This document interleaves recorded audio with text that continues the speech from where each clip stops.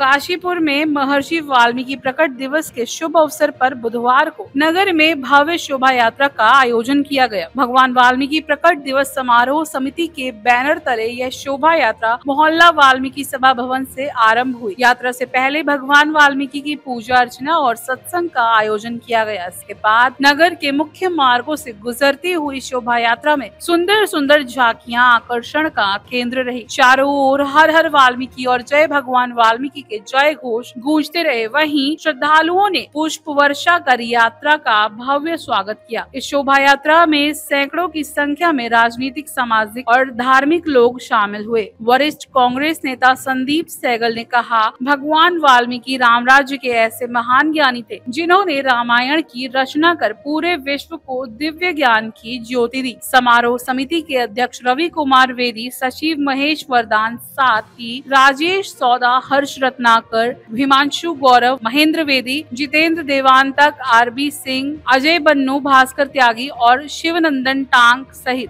अनेक श्रद्धालु मौजूद रहे। शोभा यात्रा का समापन मोहल्ला महेशपुरा स्थित वाल्मीकि भवन में विधि विधान के साथ किया गया। पूरे काशीपुर के अंदर हर्षोल्लास से भगवान वाल्मीकि जी की शोभा यात्रा निकाली जा रही है। भगवान वाल्मीकि जी का रामालय में इधर हमने पूजा पाठ करके जो है जागरण किया था। आज पूरे काशीपुर के अंदर भगवान वाल्मीकि की शोभा यात्रा निकाली जा रही है। मैं सभी लोगों से आग्रह करूंगा कि भगवान वाल्मीकि की शोभा यात्रा में शामिल होकर लाभ उठाएं और भगवान वाल्मीकि जी ने ज्ञान का प्रकाश हमें फैलाया है, उस प्रकाश से लाभ उठाएं। जय वाल्मीकि, जय भीम।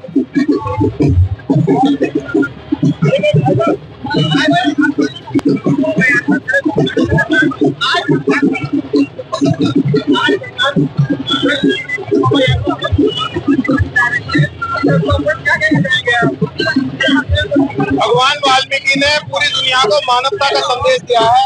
उनके द्वारा कहा गया प्रथम श्लोक मानिषात् प्रतिष्ठां तमगम शाश्वती समाय क्रोध विदुना दे कंबदी काम मोहितम, ये बताता है कि हमें मानवता को सर्वोत्तम रखना चाहिए। परमपिता परमात्मा वाल्मीकि महाराज ने योग जैसा ग्रंथ देकर पूरी दुनिया को अध्यात्म का रास्ता दिखाया है।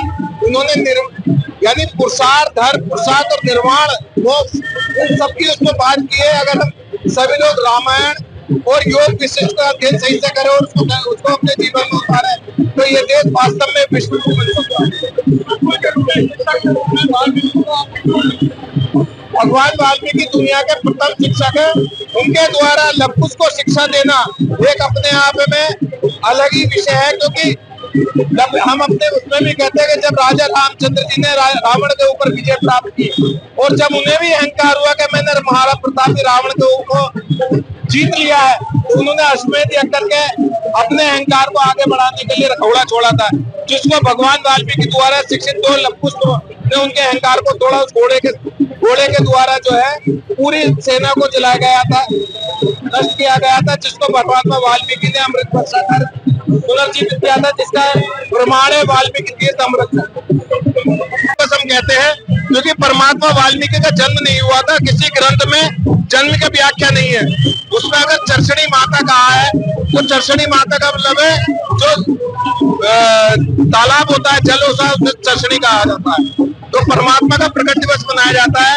ब्रह्मा के पुत्र भारद्वाज ने जब मोक्ष की कामना की तो परमात्मा की आराधना की और परमात्मा प्रकट हुए।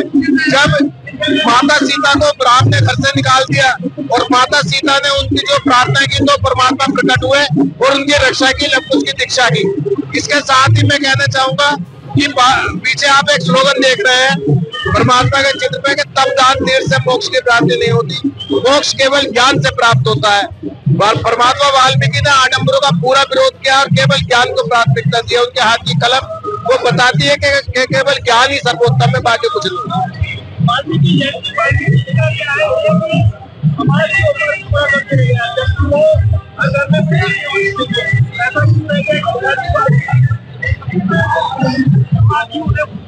ये दुर्भाग्य है, हमारा देश जाति प्रधान देश है और जाति प्रधान देश में जिस जाति के ऊपर जो धर्म थोप दिए गए, जो महापुरुष थोप दिए गए, वो ही मनाते हैं। हमारे देश की दुर्भाग्य है।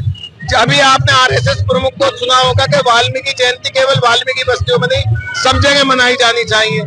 तो अब दुनिया बदल रही है, देश बदल रहा है, सब लोग मनाने का प्रयास कर रहे हैं, मगर सब लोग मनाते हैं शरद पूर्णिमा के रूप में मनाते हैं, वाल्मीकि प्रकट दिवस के रूप में नहीं मनाते। हमारा प्रयास रहेगा कि पूरा देश वाल्मीकि प्रकट दिवस को, पूरा देश हर धर्म जाति के लोग मनाएं।